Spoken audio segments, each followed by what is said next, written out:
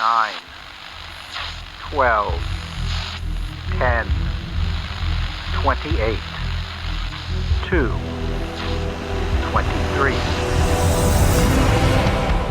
This is Deep State Radio. Hello to you, wherever we find you today. My name's John Wolfstall. I'm your host for today's edition of We're All Gonna Die Radio here on the Deep State Radio Network. Hopefully, it's not going to happen in the next 45 minutes because I've really been looking forward to this conversation. We are joined by a dear friend, a longtime national security analyst, a real legend in the nuclear policy field, Joe Cirincione. Joe, welcome. Well, thank you very much, John. It's a pleasure to be here with you. And those of you that listen to the Deep State Network know that Joe is able to dance, chew gum, write, drive, fly at the same time. He's been on a number of different podcasts. But I've known Joe now, I was thinking this morning, 32 years I've known you, Joe. God. And Joe has been one of the most impactful, prolific, insightful analysts on nuclear policy and national security over my career. And so when we were trying to think about the episode for today, my mind often goes to Joe.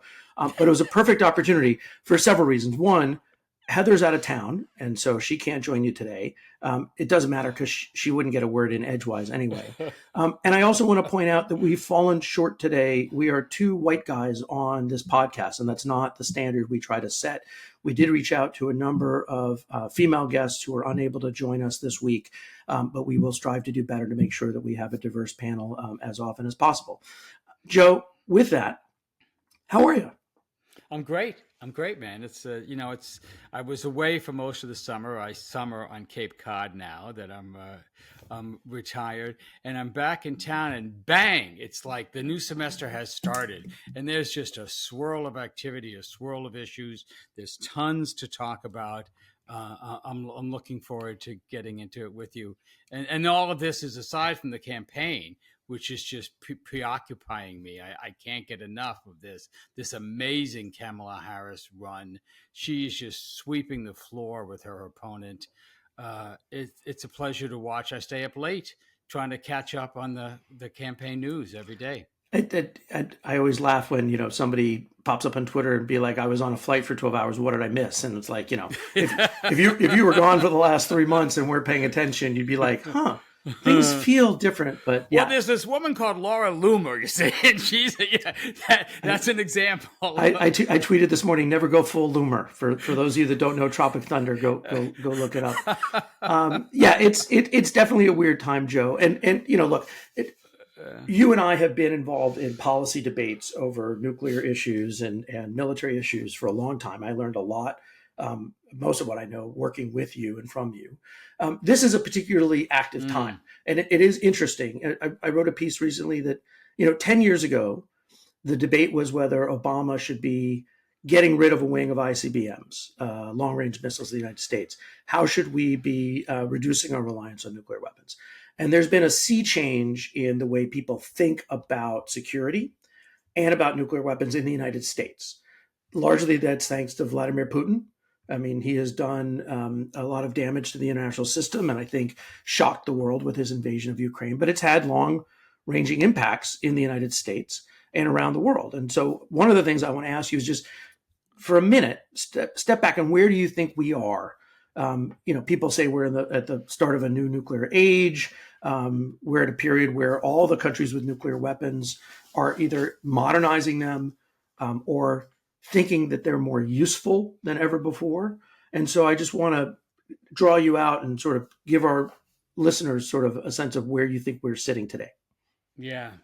Well, thank you for asking me that. I'll try not to go on too long on this. In 30 seconds. In 30 seconds. I can do this in 30 it's seconds. It's long form, Joe. Because I've been working on an article sort of just describing this. But there's several things going on at the same time, and they're all interrelated, of course. One is I think we're at a near extinction event for the arms control regime.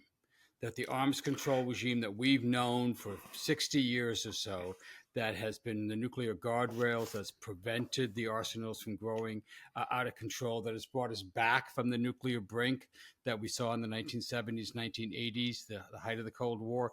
All those restraint mechanisms are slowly collapsing. And intentionally, the people have been taking them apart, particularly Vladimir Putin and Donald Trump have taken these instruments apart, abandoned them, weakened them. It's no longer seen in Russia's interest to have these kinds of agreements. The far right in the United States doesn't want to have these agreements either, so they're collapsing around us. I don't see much that can actually save that at this point. I'm quite pessimistic about that. At the same time, the United States and the other nuclear powers are modernizing their nuclear arsenals. Every single nuclear weapon state, there's 9 of them, are building new nuclear weapons, some of them with new nuclear capabilities. Some are expanding their arsenals, like China is. In the United States, over the last 15 years, we had a vigorous debate about what direction our nuclear policy should take place in. And you, John, were in the Obama administration, where that administration was championing a vision of the abolition of nuclear weapons, the elimination. Let's get rid of them in a joint, careful, step-by-step negotiated path to slowly reduce and eventually eliminate them. We lost that argument. That is no longer the position of the and it's technically the position ever since Truman. We've been wanting to get rid of nuclear weapons, but whether you do something about it's a different story. Just because we say it doesn't mean we mean it, Joe.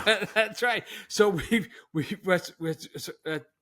all men are created equal, for example. Right. So it's an aspiration. We aspire to this, and we've lost that, but we also lost something else. As a price for getting the New START agreement, President Obama agreed to the modest modernization of existing nuclear forces. And you said this many times, as long as you have nuclear forces, they have to be safe, reliable, and safe, secure, and effective. Thank you. Safe, secure, and effective. And so you got to spend money to keep them working. Well, that is more from an $88 billion program under Obama to a $2 trillion program under President Trump and under Joe Biden, where we're replacing every single bomb, missile, warhead, submarine, etc., everything brand new. That debate we lost also, the modernization debate. So there is a bipartisan consensus now to modernize everything. $2 trillion, fine, go ahead, let's go do it. We're at a different phase now, what I would call modernization phase 2, where now people are pushing not just to modernize the force, but to expand it, develop newer nuclear weapons with new missions, new roles, and spend a whole lot more money on this. And all these things are coming together now. If Kamala Harris wins the election, as I think she will, she's going to be faced with some very tough choices on this. And I don't think the arms control community, what's left of it, is prepared for that, has been thinking about that. I don't think the people in the incoming Harris administration have been thinking about that. Why? Because they've had a lot of other things to think about, including getting elected and a lot of crises in the world to deal with. But this has got to be we, the people out here on this podcast, in this community, have got to start talking about this, have got to lay out the decision trees, the paths that can be taken. She can do a lot over 4 years to change the trajectory, because if she doesn't, we're looking at a world with no nuclear guardrails, far more nuclear weapons, and increased conflict and confrontation in the world. That is a world that we shouldn't have to live in. Now you know why Joe's been invited on to We're All Gonna Die Radio. Heather has this annoying trait at the end where she tries to cheer everybody up and look to the optimism. But you and I have for a long time stared into the sun. We're now blind to that, and we have to have these conversations. And I think you've summed it up pretty nicely that the United States appears to be all in on the arms race. It's interesting when I now talk with people on both sides of this issue, including those who advocate for a further expansion, this modernization 2.0, as you just put it. And I asked them a couple of questions. I mean, one is, okay, you want to build more submarines than are currently planned. You want to build a new sea-launched cruise missile. You want to build more tactical nuclear weapons that can be deployed. The first question I asked them, if we do all these things, Do you think we're in a better situation with Russia and China? Do you think they stop building, or do you think they stop challenging us? The answer I generally get is no. It's not designed to convince them to stop, right? It's designed to deter them and to prevent the failure of deterrence. If at every step on the ladder of escalation we have some tool, it'll give them pause. And I think this is a fundamental disagreement between those who want more and those who think we have enough. Is I already think they are pausing. I don't think China and Russia are prepared to start a nuclear war with the United States. I think we have plenty of nuclear capability. We may have to make some adjustments in terms of operations depending on what Russia and China have and what the president says we need to do. But this idea that somehow we'll get all these things and that will then lead to a stable environment, I think is just false. And I think that's one of the big differences. The second question I asked them is, how do you think we're going to do this? I mean, even if you think we're going to spend the money, right? We can't do what we've already decided we're going to try to do, right? The ICBM program, we've had a podcast recently on the Sentinel, went from $90 billion to $160 billion, 90% over budget. It's years behind schedule. And you'll remember this because I think you funded us at the time, Joe. Jeff Lewis and I wrote a report in Monterey back in 2014 called The $1 Trillion Nuclear Triad. Yes. And we warned that the United States will have disarmament by default because we're loading up too much and the industrial base can't handle it. And we're going to end up losing capability, even though we say we want capability, unless we stagger these programs. And as Jeff and I say all the time, we hate being right. We warned you this was going to happen. And so I think this is now a real challenge that even if you think we need to maintain a certain nuclear capability, that's going to be really hard. It's already compromising our ability to build the conventional capabilities that everyone agrees we need, or maybe not everybody, but most people agree we need. And the idea that we're going to do more faster and expand that, I think it doesn't make a whole lot of sense to me. Anyway, that's go ahead. Let me build on that, because I think it's often important to start with one little element that people can understand and then unfold this so you see the implications. So you were prescient in that report, the $1 trillion triad. This is at a time when everybody said, no, it's not going to cost that much. And you know how this game begins. All the contractors come in and they lowball, they low bid. Don't worry, man, we can do this. The Sentinel is a great example of it. The first estimate was it was going to cost $64 billion. Oh, we're going to get 450 nuclear missiles for 64. It's a great deal, Well, now we're looking at 160, 181 billion dollars, way behind schedule, and now the projections are no, it's going to cost more than that. In fact, our friend Jeffrey Wilson over at the Stimson Center Nuclear Project says this is the most expensive nuclear missile in the world. You know what he's doing, and may be unaffordable because they're realizing they're going to have to build brand new missile silos. They can't, and there's all kinds of land issues involved with those North Dakota and Montana farmers who are using their farmland for something else rather than missile silos. And so there's now a talk of shifting from land-based deployments to road mobile, an idea that we explored and rejected in the Reagan administration when you were in high school and I was on the House Armed Services Committee staff. That's true, by the way. That's true. That's totally true. And this is such a crazy idea, but this is the desperation of where they're going because they think somehow that's going to be cheaper because they can't it's getting to the point that we might not be able to afford this, that even Washington, in its infinite ability to spend as much money as humanly possible on nuclear weapons, just won't be able to do it. And of course, this then ripples out. Here's the next circle, that we are now spending $70 billion a year on nuclear weapons, plus $30 billion a year on missile defense. So we're looking at $100 billion bucket here. It's going to grow over the next decade to be more and more money. If you're Kamala Harris and you want to have a policy for the middle class and you want to be expanding the opportunity economy and giving people the things they need, like childcare and parental leave, reproductive rights, etc., well, you got to get that money from someplace, and tax increases are only going to go so far. You can't afford to spend this kind of money on nuclear weapons that we simply don't need. So this is a real decision point for the Harris administration. From what I know of the Democrats, no one really wants to confront this. No one wants to look weak on defense, but it's a real economic problem they're going to have to wrestle with. So, Joe, I'm going to take you out for a drink, and I'm going to tell you why road mobile is actually a good idea. I wrote a paper last year. No! It's okay. It's okay. It's quite all right. At this rate, it's going to be cheaper than the Sentinel because it's well. The That's Sentinel. right. That's what's driving us to road mobile. At least right now, they think it's cheaper. But you hit on something that I think is really important. I mean, you and I agree, but not everybody does, right? That these systems aren't necessary, or at least the size of the systems aren't necessary. Yeah. And they're really expensive, and we should spend the money on better things.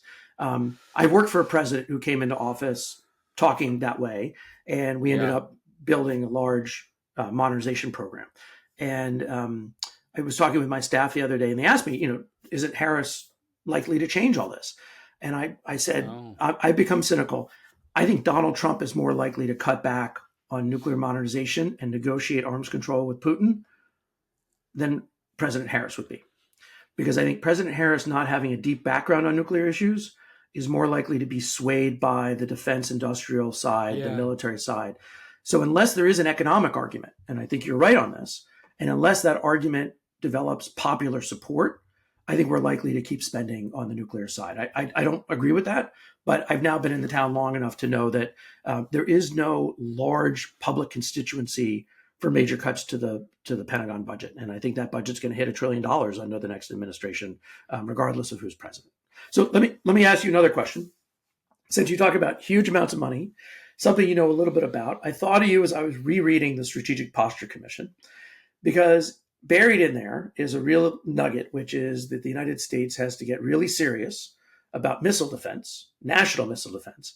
That has to include, I hope you're sitting down, cruise missile defense. Oh, yes. So that's it. There's one line, right? So I learned most of what I know about missile defense from you and Matt Bunn, so I'm pretty smart on this stuff. And national missile defense is really expensive. It's very hard to do. And it's not cheap compared to offenses, right? Offenses are always going to be cheaper than defenses. But that's for ballistic missile defense. Cruise missile defense, as I understand from you and others, is astronomically more expensive and complicated. So unpack for listeners, because I think this is going to be the next push, right? It's not, missile defense, yes, we're doing great on regional. Look at Ukraine, look at Israel. We got to do more of this at home, and we got to go into cruise missile defense. Help people understand what that actually means.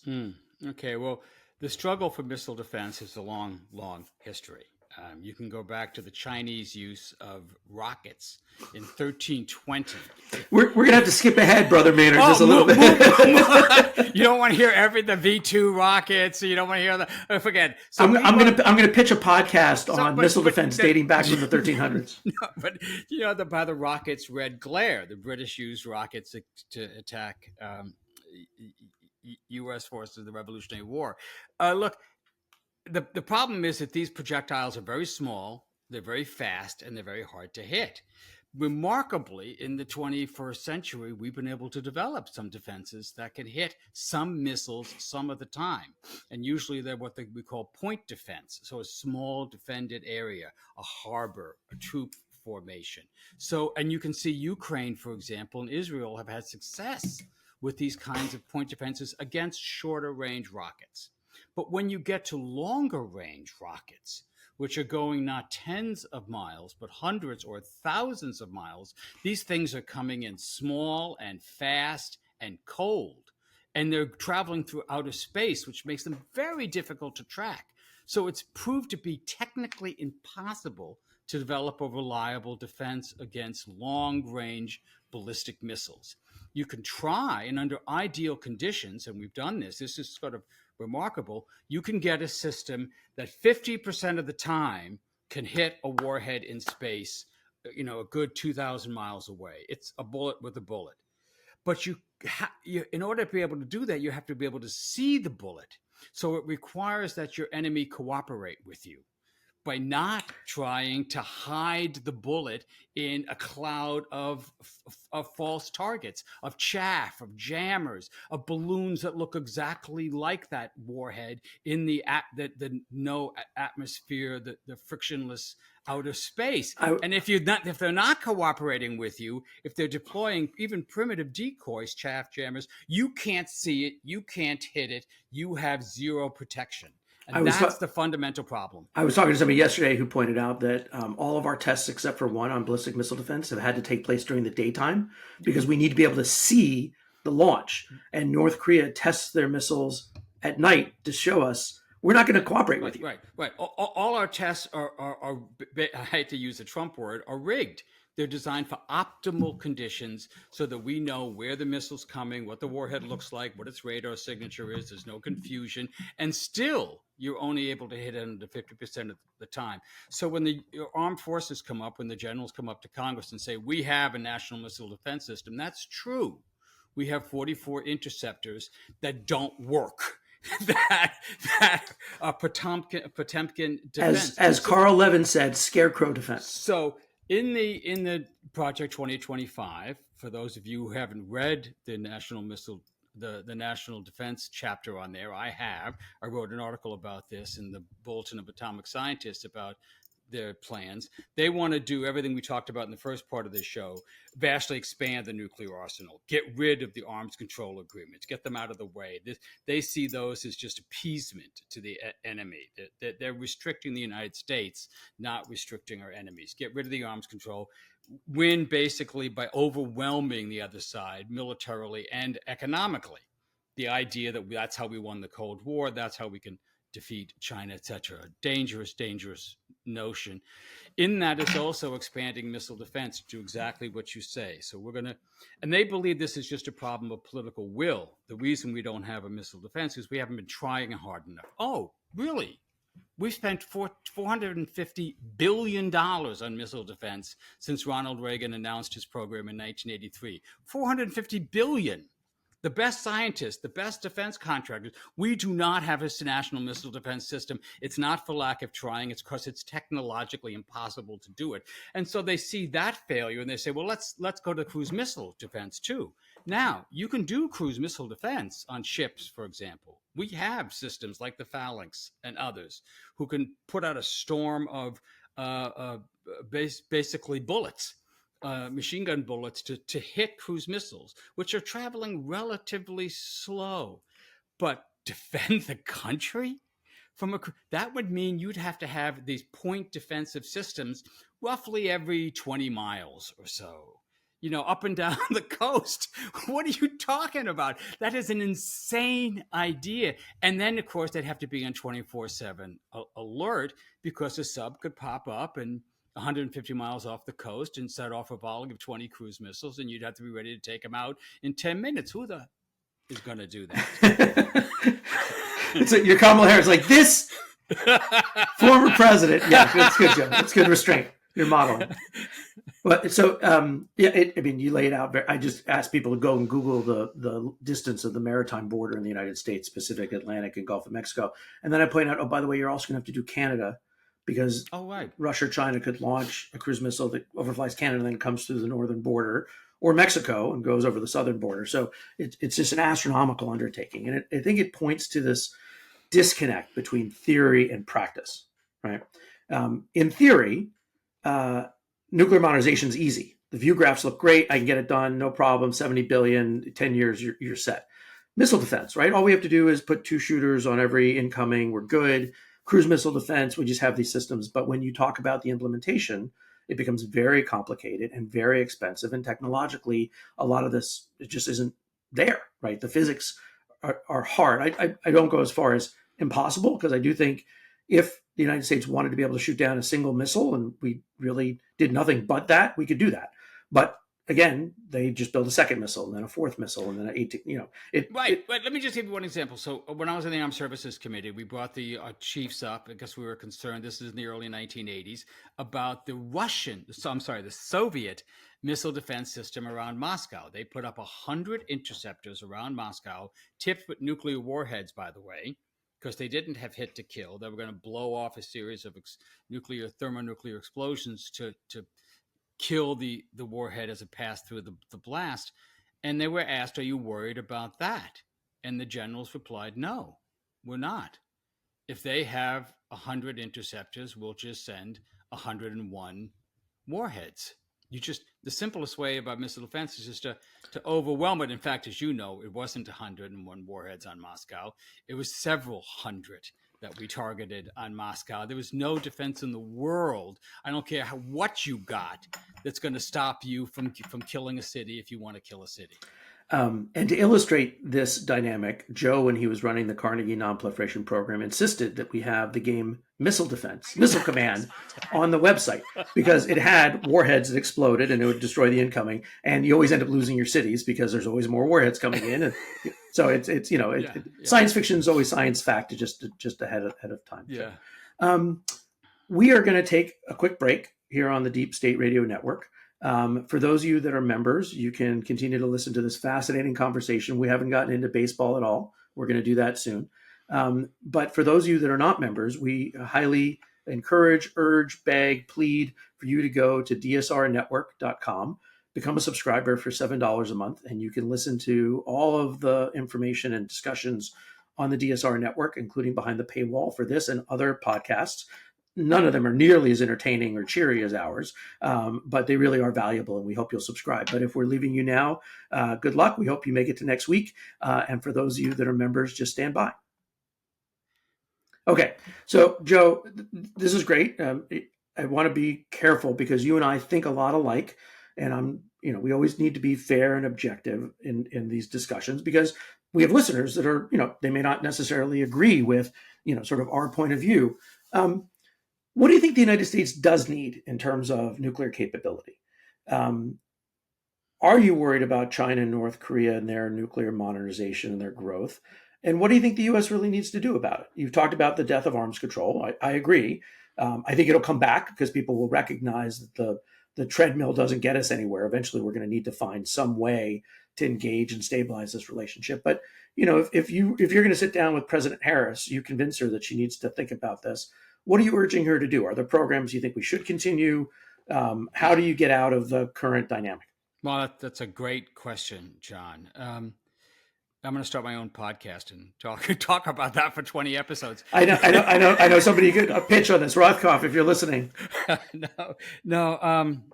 Look, as long I'm a nuclear abolitionist. I believe that these weapons are the worst weapon ever invented, and I agree with Pope Francis that they're immoral, that we should not use a nuclear weapon under any circumstance, and a defense that's based on the mass destruction of millions of innocent civilians is immoral and unsustainable. You can't do this. You shouldn't do this. But I'm also a realist. So for as long as nuclear weapons exist, we're going to have some to deter a country from trying to attack us. And I understand that's a contradiction. I'm saying, yes, I want to rely on the mass destruction of innocent civilians in order to prevent somebody from the mass destruction of my innocent civilians. I get that. I understand that. That's the dilemma. So the only way out of this is to negotiate to the eventual elimination of these systems. Until we get there, you're going to have to maintain a force and modernize it. I was just asked by the Bulletin of Atomic Scientists to on which you're on the board, to contribute to a series of essays on what questions should we ask the incoming president on this. There's 2 or 3 questions. If you had the chance, what would you ask them? And I think I'm going to write this afternoon. I think my first question is to ask President Harris, how many nuclear weapons do we need? To try to get away from the idea that talk about this in the abstract, talk about it as this deterrence, talk about it controlling every step of the escalatory ladder. No. How many do you think we need? We have 5,000. About 1,500, 1,700 are on alert, ready to use at any minute if the president should decide to use them. Why? Why 1,500? Why isn't 1,000? What about 500?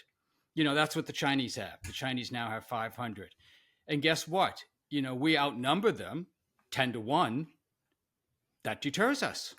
500 nuclear weapons. They don't have to have 5,000.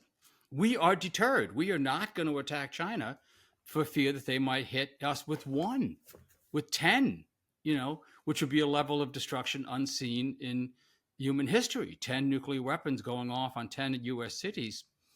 Nothing like that has ever happened in world history before.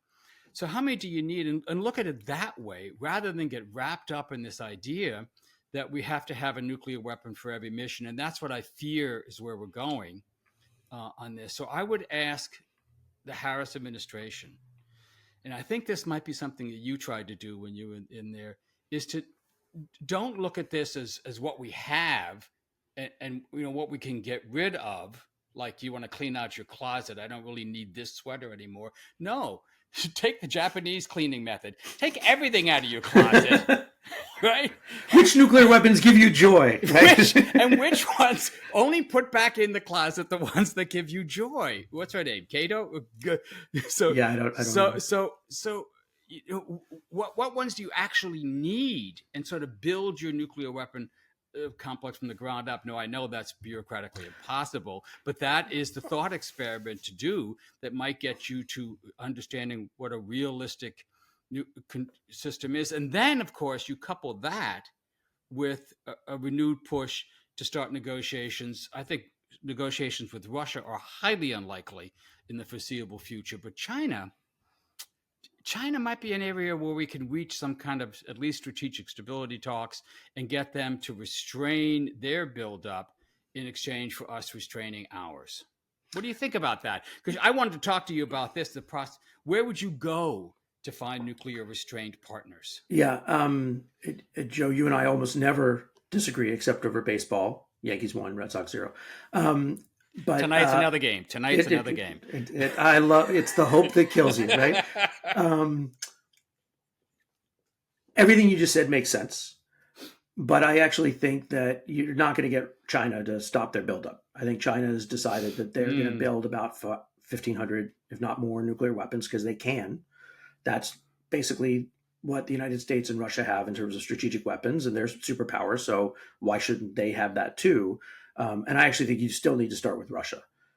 If you can get a 5-year deal with Russia to cap numbers and then engage the Chinese in some longer term discussions, I think you might get somewhere. So let me stop you right there. So we're not going to get a treaty with them, right? Well, but you might be able to get an agreement to just maintain the current levels? With Russia? The existing treaty expires, what, in 26? That's right. Well, remember, we had the same thing with the START treaty when it expired, and we had a period of about 9 months where we didn't have a treaty in place. Rose Gottemuller rapidly negotiated the new START treaty in record time, and phenomenally so. And thank God she did, and we have the treaty in place.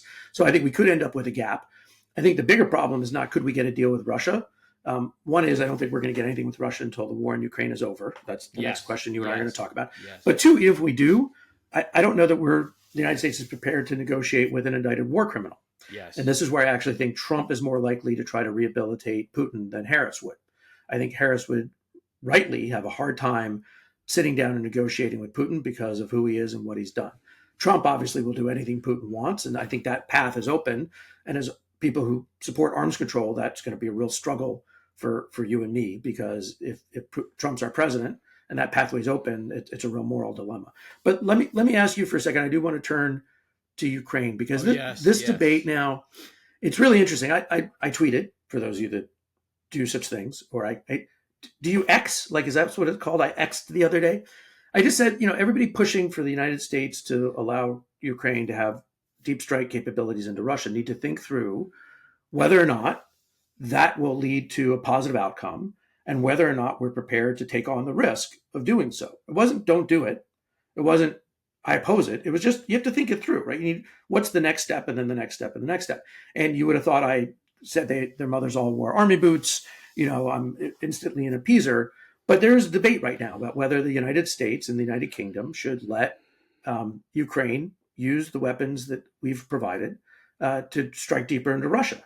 And I'm torn. I want to support Ukraine, but I also recognize that American interests are not identical to Ukrainian interests here.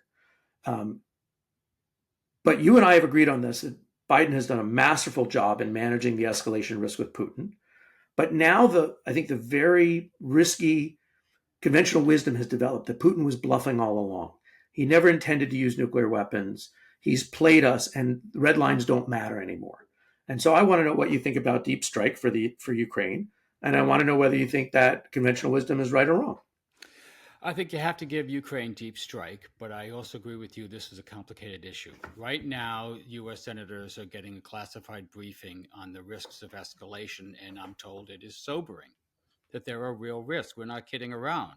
That just like in 22, when Putin invaded, and we were held at bay by his risk of nuclear escalation, you have to take them seriously. Is it a bluff? Is it not? You have to take them seriously. You have to account for them. And so I think the senators are sobered by this, but the ones that I've heard talk about it still come down and saying we have to give Ukraine the weapons, the ability to strike deeper into Russia. And that discussion is happening today, Friday the 13th, here in Washington. The UK Prime Minister Starmer is coming. Keir Starmer is here to talk to Joe Biden, following on the heels of talks that the UK Foreign Minister David Lammy and Tony Blinken had in Kyiv just a couple of days ago. And the Europeans are pushing us to do this. So the Europeans have the most at stake here, as Kamala Harris said in the debate. They understand that if Putin takes Ukraine, that's just the beginning. He's going to be coming after the Baltic states, Poland, Europe. He's got his eyes on Europe. And so they want to get tougher now. It's risky, but it's better to face that risk now than to do when Putin's in a much stronger position. So, and Putin started to raise the stakes again. Just yesterday, he said that if the UK and US allow their weapons to be used inside Russia, he's going to consider that the same as NATO going to war with Russia. Now, I think that actually is a bluff. I do think he's bluffing. And I think the history of the last years have shown us that his red lines are not really red lines. You know, the Kursk invasion, the Ukrainians have crossed the border into the Kursk region, now occupy 500 square kilometers of Russian territory. First time a foreign power has occupied Russian territory since the Nazis in World War II. So this is a remark. What's been Putin's response? Nothing. You know, and in fact, if you look at the overall war, it's been Putin that's been steady escalating with his terror strikes on Ukrainian cities, his strikes on energy facilities, his use of North Korean missiles, which are harder to shoot down, and now a new shipment of Iranian missiles. He's been raising the stakes, and we have not been responding. That's the way to look at this escalation. He's been escalating, and we need to respond to that. And that's what the Ukrainians are saying. Let us hit the supply depots. Let us hit those airfields. We can protect our Ukrainian cities if you let us go a few hundred miles deeper. I think the US and UK are going to come to an agreement. We're going to do that. There'll be some limitations. You can use the British systems, but maybe not the US systems. But I think Biden is finally going to do that. And while he has done a superb job, I think he's been too timid. I think he's taken too long.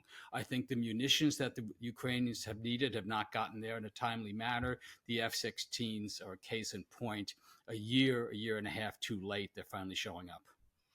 It's really interesting, Joe. You and I need to talk more often because we have a slight disagreement here. I actually, in every case, whether it was the HIRAMs or the ATACMs or the F-16 or the Leopards, the argument was made, they just need this. Let's just give them this, and this will solve the problem. And what we've seen is there is no magic bullet, right? There is no single capability. And so I actually support the United States allowing, in this case, endorsing the British allowing Ukraine to use their deep strike capabilities. But we also then need to think, well, look, Russia has strategic depth. They're going to be able to pull back beyond the range of the Storm missile, right? They can go 500, 1,000 kilometers back, and they still have deeper strike capabilities that they can use. And at that point, the question will be, okay, well, are we going to give them deeper strike? And at that point, we will be being pushed to give Ukraine systems that can reach Moscow. And that causes real challenges, not because Putin thinks we're going to strike Moscow, but because once it's launched, he doesn't know that it's not going towards Moscow. And we run into the escalation risk through miscalculation, miscommunication. So I'm not opposed to it. I just want to make sure we're thinking it through, because Russia has certain geographic advantages over Ukraine. And we have to be thinking, we can't be playing whack-a-mole. We have to be playing chess. And I support providing Ukraine with what it needs if it's really going to be determinative.